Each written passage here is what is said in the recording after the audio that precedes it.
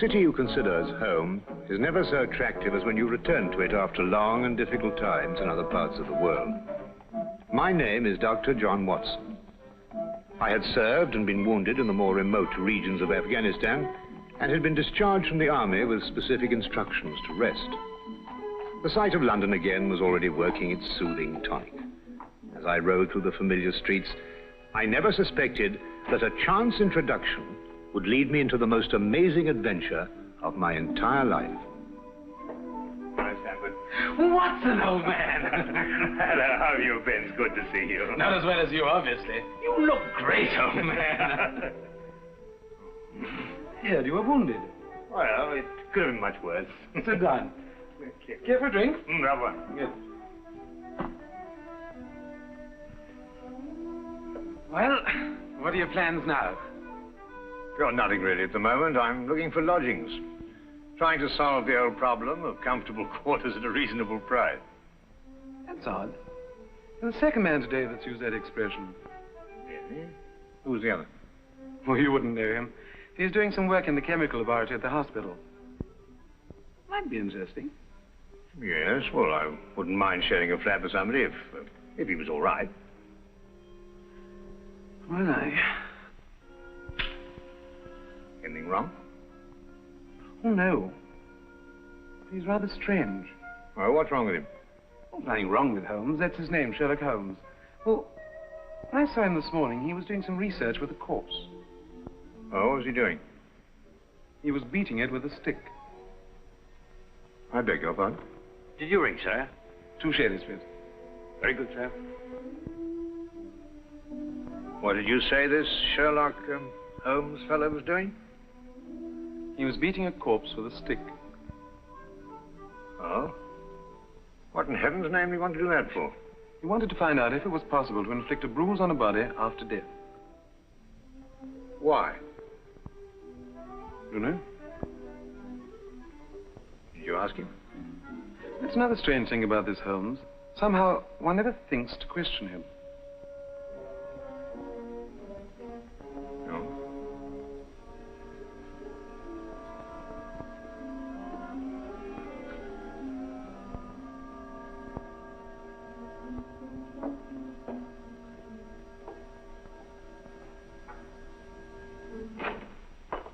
It works. It really works. You realize you've just entered the greatest chapter in the history of forensic medicine? You're Dr. Watson. Yes, I am. What works? A foolproof test for hemoglobin. You realize what this means, of course. No, I don't. You must be Sherlock Holmes. It will create a revolution in criminal investigation. Yes, I'm Holmes. How did you know I was Watson? Because you've just come back from Afghanistan. How do you do? How you do? How did you know I'd just come back from Afghanistan? Well, it's written all over you. The problem has generally been that a man is suspected of a crime months after the crime is committed.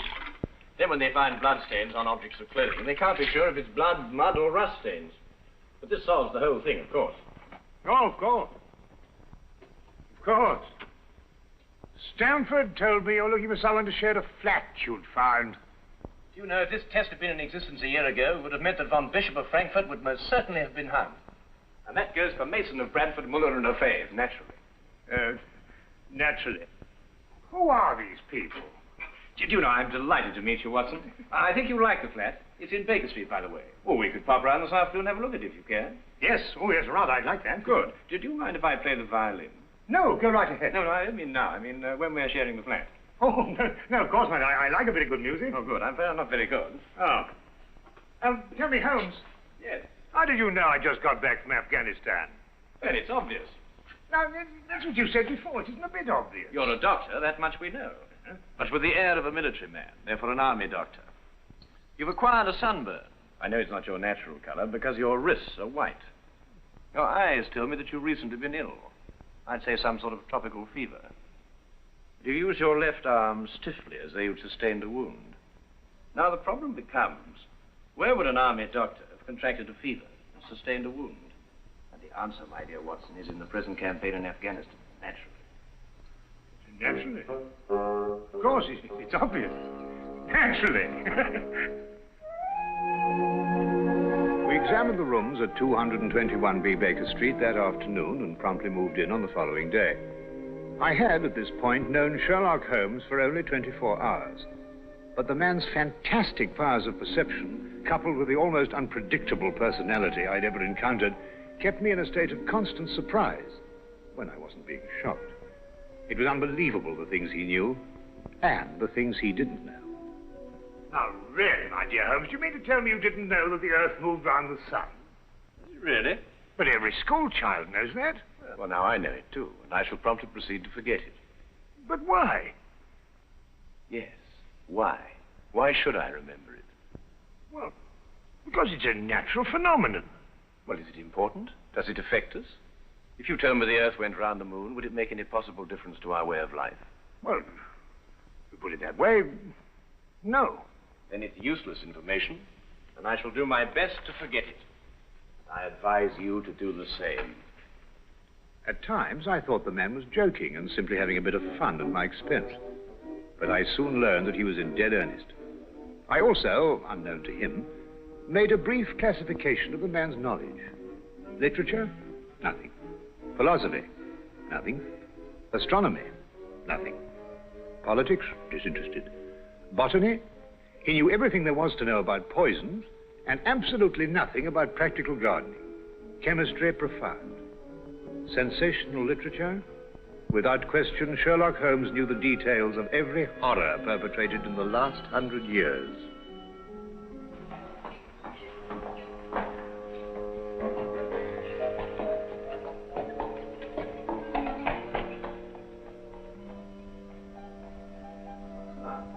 I believe we have a visitor. Really? Who's coming here? I believe so. I would also say he's a retired sergeant of Marines. Oh, you know the man? Never clapped eyes on him before in my life. Well, in that case, that's one of the wildest statements I ever heard. How can you possibly guess he's a retired sergeant of Marines? You've never seen him. A guess, my dear Watson. A calculated deduction. Yes, he is coming up here. Do you mind if I ask him his profession? No, by all means. Now, where did I put my violin case? Hmm? Oh, it's over here. There you are. Ah, my old friend. Come in. Excuse me, gentlemen. I have a message here from Mr. Sherlock Holmes. Thank you.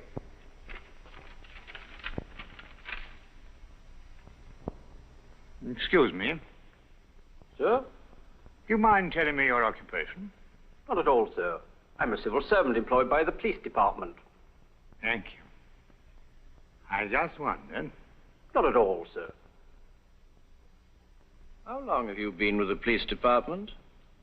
Just a year, sir. Before that, I was a sergeant in the Marines. Good day, gentlemen. How did you know? An interesting letter, Watson. A very interesting letter. Perhaps you'd like to come with me. Where? To catch a murderer, of course. Of course.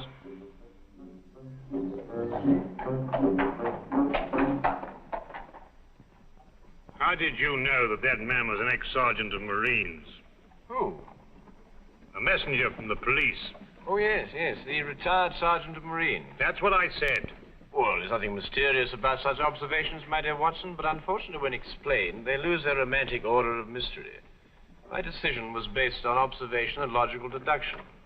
The man had a large anchor tattooed on the back of his hand. This was visible from our window. I admit I didn't notice it at the time, but since you mention it, I think there was an anchor. Oh, there was indeed. He also wore regulation sideburns and had a slight nautical roll. Thus, I judged him a Marine. Oh, guess, I grant you, but only a refinement of guesses one makes every day.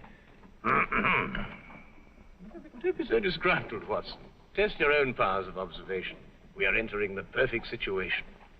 No? What are we entering? A house that holds a murdered man.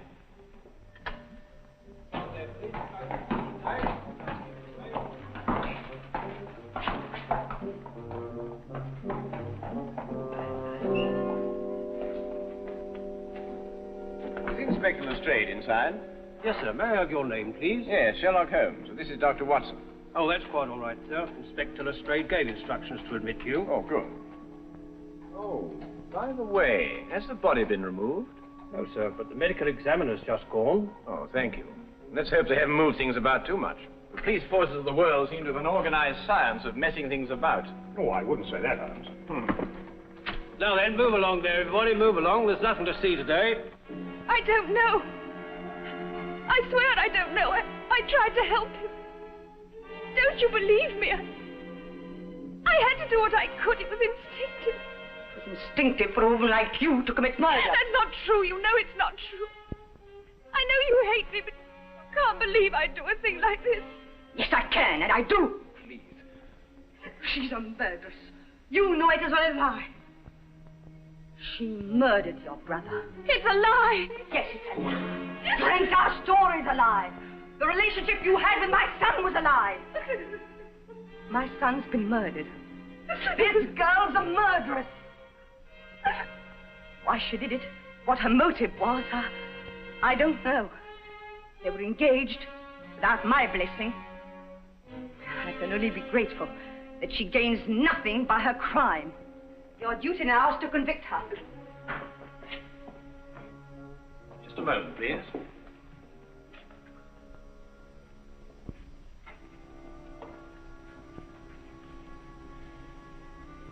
Notice the angle of incision, Watson. Yes. Well, the force of the blow and the general penetration of the upper region of the chest. How long would you estimate before loss of consciousness?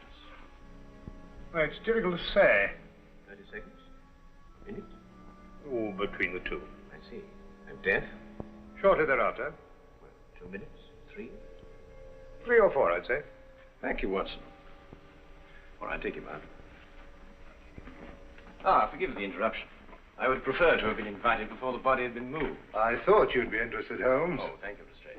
Oh, may I introduce my friend, Dr. Watson, Inspector Lestrade of Scotland Yard. How do you do? How do you do? So you're completely stuck, eh, Lestrade? What do you mean? Well, you thought I'd be interested. Why don't you admit it? You're in a jam. Magnificent cabinet work, don't you think? What you say isn't exactly true, Holmes. I've done you a favor. This is an interesting case. Of course, there are 1 or 2 unexplained details, but I don't believe it'll be long before we're What's clear. your principal problem? There's no motive. I found this girl with a knife in her hand, and my brother lying dead on the floor. I found Peter on the floor. I tried to help him By stabbing him? by removing the knife.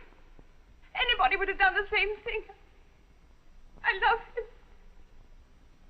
Now, my dear young lady, there's no cause for you to alarm yourself. No one's accusing you of, of what happened. This would be a clear-cut case if only she had a reason for murdering her. There happened to be a policeman outside the house during the murder, and he said that no one came in except her. Well, what about the others? Who benefits by her death? Well, no one. The estate was left in such a way that if he died before he married, everything went to charity. My dear Inspector Lestrade, he didn't die before he married. This young lady and the man whose body was carried out of here had been married for at least a week. In the event of his death, I imagine everything passes to her.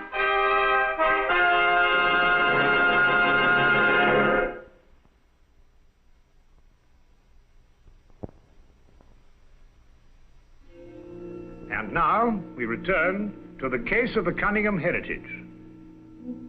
How did you know they were married? Weren't you?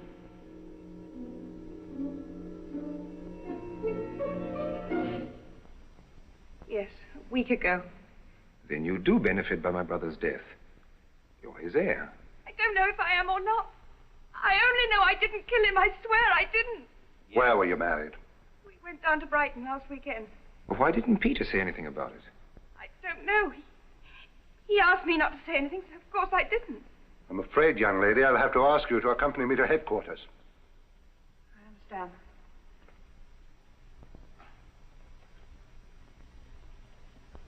Will you forgive me, Inspector? I think I should tell my mother. Oh, yes, of course. Tell me, Holmes, how did you know they were married?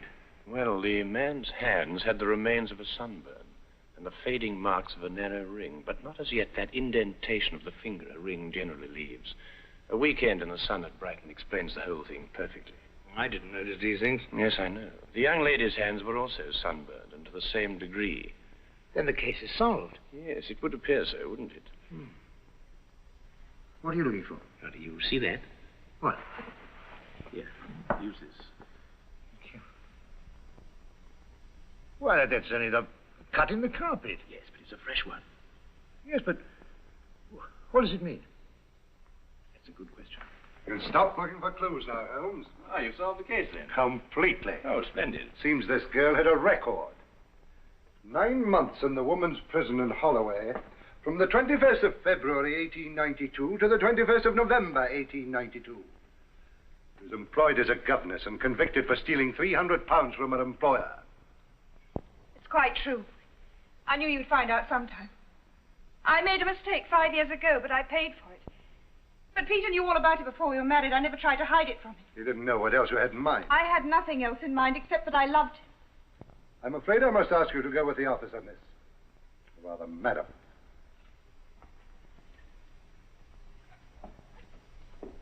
Well, that's how I like my cases. Fast and simple. Oh, indeed? You must tell me some more about it. Well, there's nothing to tell, really. Her story was that Peter asked her to call here at 10 sharp. She arrived, found the door open for her, came in here and found him writhing on the floor with a knife in his chest. She screamed, pulled it out, and just then Brother Ralph walked in. Peter died without saying another word. So she stabbed him for the inheritance and was caught in the act. Simple. Well, it's falling off a log. Couldn't be simpler, could it, Watson? Well, I still think it's a tragedy. Yes, but in my job, Dr. Watson, we run up against it all the time. Cigar? No, thank you. Well, I suppose you've had some amazing adventures. Yes, but one learns to have a real philosophy of life and get a good perspective. Yes, I suppose so. But just the same, I think it's a pity. Just another case of a clever girl being too clever. For a clever girl who intended to murder her husband, she certainly chose the most stupid possible way to commit the crime. Why, what was that? Well, what's this? Checkbook. Oh, amazing deduction, Lestrade. Look. So Peter Cunningham drew a check for £1,000. 6 weeks ago. And 5 weeks ago. And 4. And 3. And 2. And that's all. Well? They're drawn to cash. Well, I don't get your point. He was a very rich man. Well, it's a great deal of cash. It was his own money. I suppose he could do what he liked with it. You may have hit the proverbial nail, Lestrade. Now, look here, Holmes. You're trying to start something that just doesn't exist. Oh, do you think so? I have a great deal of respect for your opinion, Holmes, but your trouble is that you can't leave things alone. If there isn't a mystery, you have to make one, or you're not happy. You're right, I'm not happy. There are marks on the carpet indicating a struggle. The man whose body was carried out of here was over 6 feet in height. If he had struggled with the girl who had left here, I don't think he'd have lost. She surprised him. Oh, but he was expecting her. That's her story. I'd say she sneaked up on him. What, and stabbed him in the chest? How do you sneak up on someone and stab him in the chest, Lestrade? Now, look here, Holmes. You're trying to start something, and I just won't stand for it. That girl's a jailbird, and she's guilty, and she's going to hang. And that's the end of the case. I see Inspector Lestrade is up to his usual mental gymnastics, trying to hammer square pegs into round holes.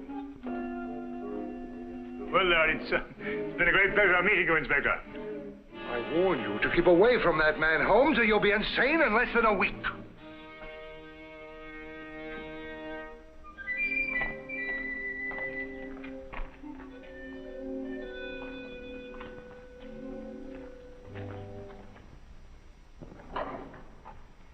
What time is it?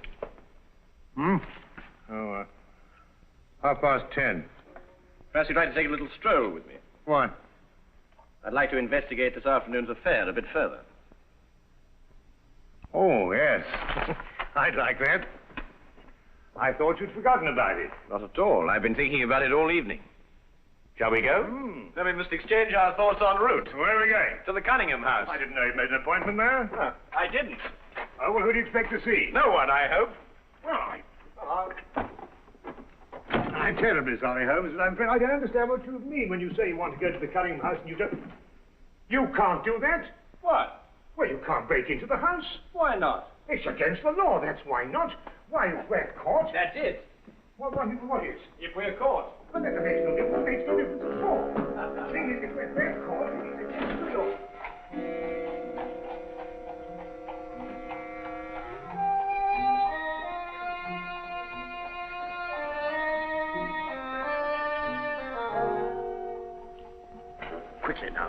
But look, Holmes, we can't keep it. Come on.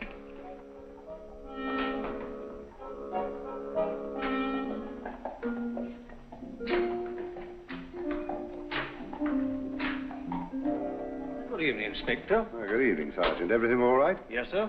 I just thought Sherlock Holmes might have dropped by. Where'd you get the key? Oh, the key is a burglar's tool. A burglar's tool? Is the street clear? Yeah.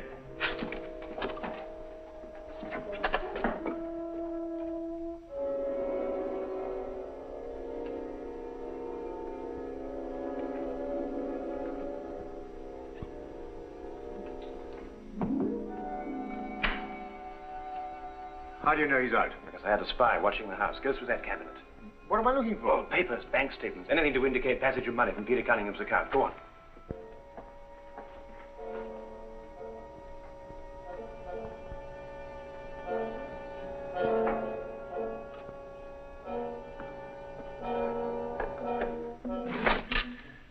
It's absolutely ridiculous. Looking for something and you don't know what in order to catch somebody and you don't know who. Quite ridiculous. Nothing over my side. Keep looking. Who do you think's got it? Whatever it is we're looking for. Why did Peter Cunningham try to hide the fact of his marriage? A week or a month would have made a difference as far as his mother was concerned. She would never have consented to his new bride anyway.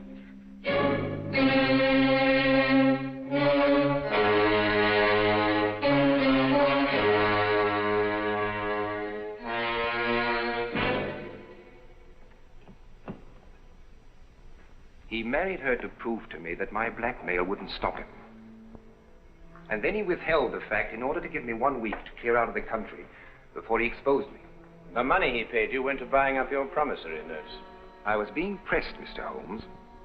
My brother's engagement to a jailbird gave me a perfect opportunity to extract a little money from him. In fact, if he hadn't been such a bullhead, it could have gone on for quite some time. The jailbird, as you put it, makes the perfect murder suspect. Perfect, Mr. Holmes.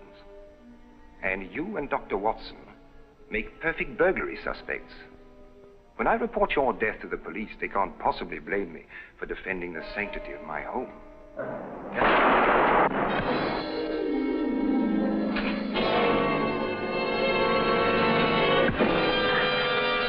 Well done, Watson. Oh, I could have done a bit better, only it was my bad shoulder. Quite all right, Watson. Think no more about it.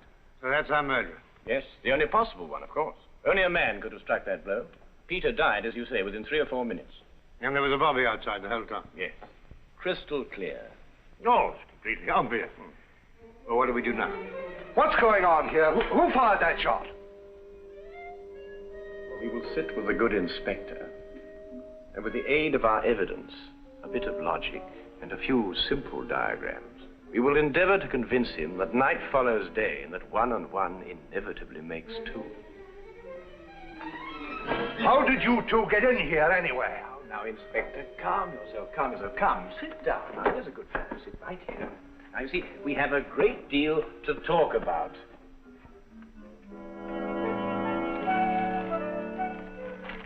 Also present with Inspector Lestrade was Dr. John Watson and a personal friend of the inspector's, Mr. Sherlock Holmes. This is ridiculous. It's fantastic. This isn't the way it happened at all. This will revolutionize investigation, Watson. This whole account is a lie. Fingerprints, Watson. That's the coming thing. No nonsense. What are you going to do about this? A bit more research. Here, give me your fingers on this sheet of paper. Holmes. Were you going to sit there with these disgusting little smudges and let them get away with this? I beg your pardon? Well, I won't. They're going to hear from me. Brilliant Inspector Lestrade, indeed. Why, it took you 3 hours to convince that bonehead. I don't know. Never in mind his life have I heard. This young lady was innocent.